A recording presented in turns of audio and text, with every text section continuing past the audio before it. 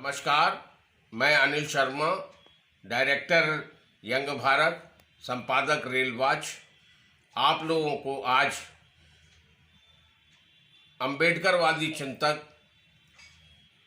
बाबू रामाधीन और सामाजिक परिवर्तन मिशन के राष्ट्रीय संयोजक और उत्तर प्रदेश सरकार के पूर्व कैबिनेट मंत्री दद्दू प्रसाद जी से मिलवाते हैं। Way one nation one education के विषय में आज मंत्रणा करने के लिए बाबू रामाधीन के पास आए थे और क्या है उनका मिशन, क्या है उनका मिशन, क्या है वो वन नेशन और वन एजुकेशन की नीति जो उनके मन में उथल पुथल मचाए हुए है। आइए इस संदर्भ में बात करते हैं बाबू दद्दू प्रसाद जी से। दद्दू प्रसाद जी, आज दो तरह की शिक्षा पद्धति दिखाई दे रही है। एक अमीरों के लिए, वो कॉन्वेंट एजुकेशन हो या कोई और तरह की एजुकेशन हो, अंग्रेजी माध्यम की एजुकेशन हो।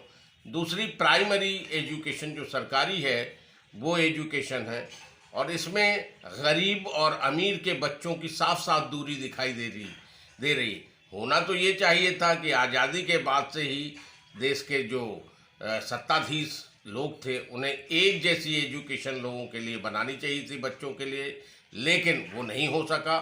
और आज स्थिति ये है कि जहां पहले 200 रुपये के मनी आर्डर में गरीब से गरीब आदमी भी आईएएस और आईपीएस अपने बच्चों को बना लेता था, इंजीनियर डॉक्टर बना लेता था, वैज्ञानिक बना लेता था, आज गरीब और मिडिल क्लास और लोअर मिडिल क्लास के हाथ से शिक्षा निकलती चली जा रही है। वो अपने गरीब व्यक्ति अपने बच्चों को अच्छी शिक्षा नहीं दिला पा रहा है। क्या है इसका निदान? आइए बात करते हैं सामाजिक परिवर्तन मिशन के राष्ट्रीय संयोजक दद्दू प्रसाद जी से। उनका क्या है वन नेशन वन एजुकेशन का प्लान? सम्मानित साथियों, भारत में 1848 से सभी के लिए शिक्षा का, नारी और पुरुष दोनों के लिए शिक्षा का प्रादुर्भाव प्रारंभ हुआ, और तब से ही लगातार ये बातें सोची जा रही हैं कि शिक्षा, दुनिया में जितनी संपदा है उन सारी संपदा का ओरिजिन, उद्गम शिक्षा है।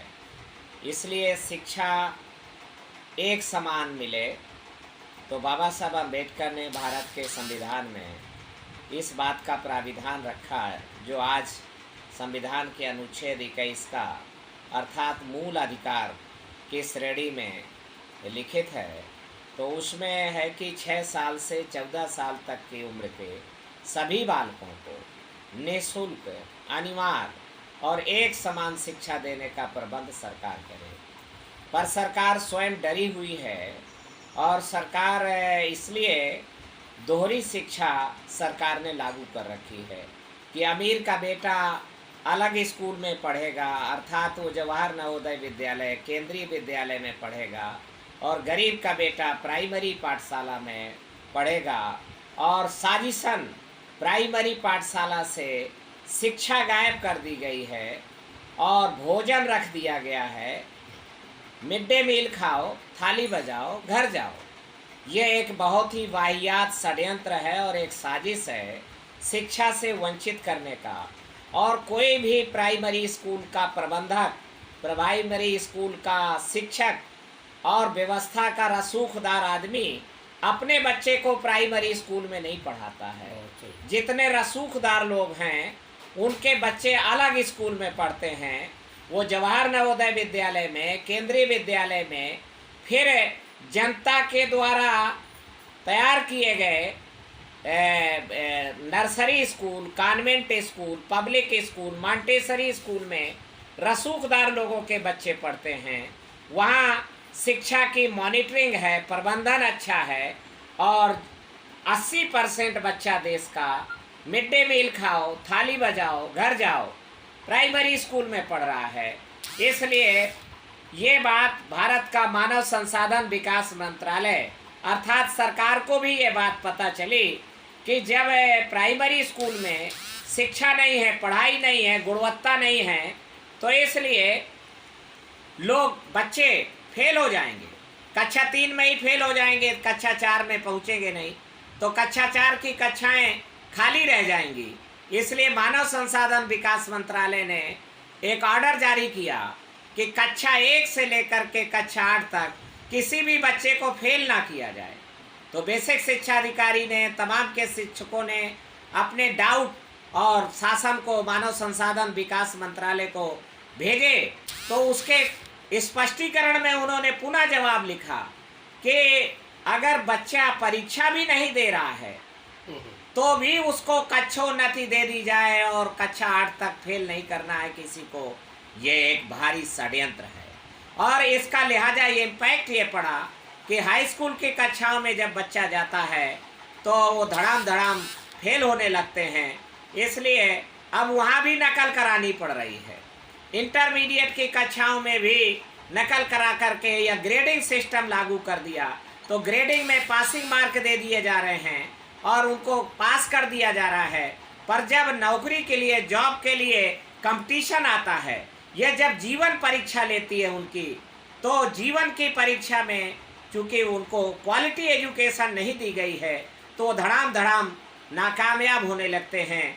इसलिए कुछ ही बच्चे जो IQ लेवल जिनका बहुत ही उत्कृष्ट किस्म का है, वो जीवन की यात्रा में कामयाब हो पाते हैं।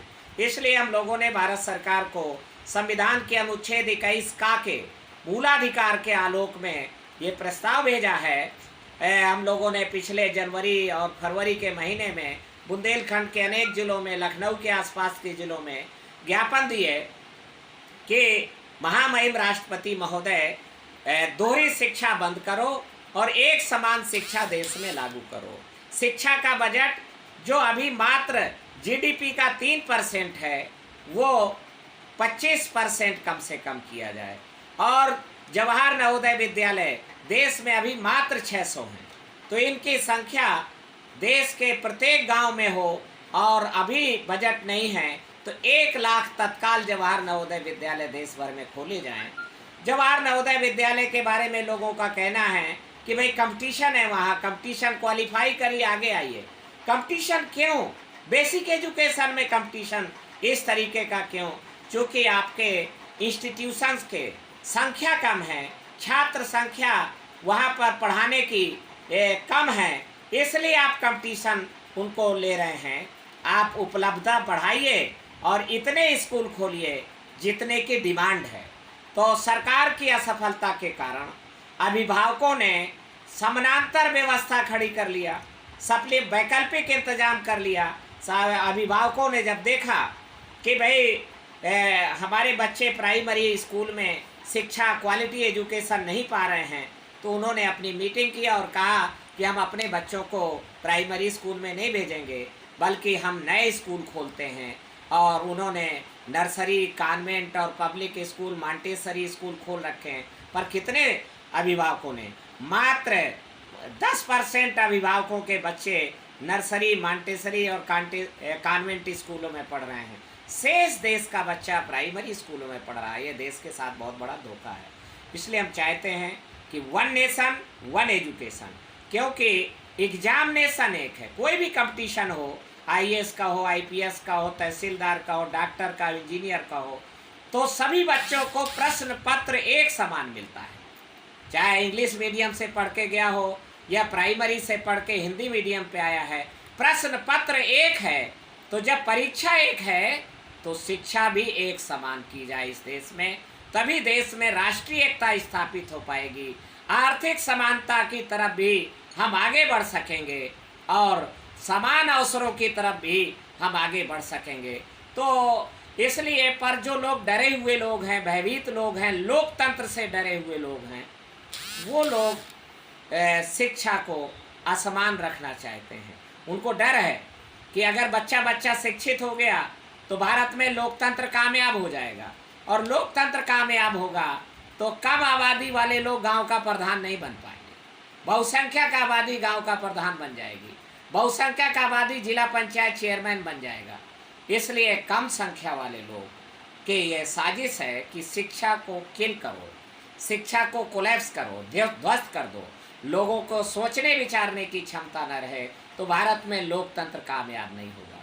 देश में जो जनहित के मुद्दे हैं, जो शिक्षा का मामला है, चिकित्सा का मामला है, और रोजगार का मामला है, इंफ्रास्ट्रक्चर का मामला है, विकास की बातें देश में बहुत हुई हैं। विकास का काम भले नहीं हुआ है पर बातें बहुत हुई हैं, पर शिक्षा, चिकित्सा और रोजगार के ऊपर हमारी संसद नहीं चर्चा करती है, हमारी विधानसभाएं चर्चा नहीं करती हैं, क्योंकि जो हमारे जनप्रतिनिधि हैं वो मास बेस्ड डेमोक्रेसी से चुनकर नहीं जा रहे हैं, वो मनी बेस्ड डेमोक्रेसी से, जो धन आधारित, नोटों पर आधारित चुनाव प्रणाली है, इससे जब जीत के आदमी जाएगा, नोट वाले लोग जीत के जाएंगे, तो स्वभावतः जो आदमी 10 करोड़ रुपया खर्च करके, 25 करोड़ रुपया खर्च करके लोकसभा का चुनाव जीतेगा, वो चुनाव जीतने के बाद कम से कम 100 करोड़ रुपया का घोटाला कराएगा, वसूली करेगा। भ्रष्टाचार की जननी है महंगा चुनाव, खर्चीला चुनाव। अगर इस देश में अगर भ्रष्टाचार से देश को मुक्त करना है तो कोई उपाय नहीं है, खर्चीला चुनाव बंद करो, महंगा चुनाव चालू करो। और इस देश में सिर्फ एक ही महानायक है, जो मानवर कांसीराम जी, जिन्होंने इस देश में जन आधारित चुनाव को, जन आधारित लोकतंत्र को कामयाब बना करके दिखाया। मुझ जैसे बंधुआ मजदूर के बेटों को उन्होंने बैकिंग करके चुनाव लड़ने का, जीतने का हौसला दिया, गुर सिखाए, तरकीब सिखाए। तो लोकतंत्र को हमें अगर कामयाब बनाते हैं, जन आधारित लोकतंत्र को अगर मास बेस्ड डेमोक्रेसी हम कामयाब बनाते हैं, तो जनहित के मुद्दों की चर्चा अनिवार्य रूप से लोकसभा में होगी, विधानसभा में होगी। तो मैं यही इस मौके पर मित्रों, आज की इस महत्वपूर्ण वार्ता के दौरान प्रमुख रूप से मौजूद थे यंग भारत के प्रधान संपादक संजय श्रीवास्तव, वरिष्ठ पत्रकार डॉक्टर राकेश द्विवेदी, राहुल दुबे, ब्रजमोहन निरंजन, सुधीर राणा अटरिया, विकास दुबे, शिवम गुप्ता, आशुतोष उपाध्याय।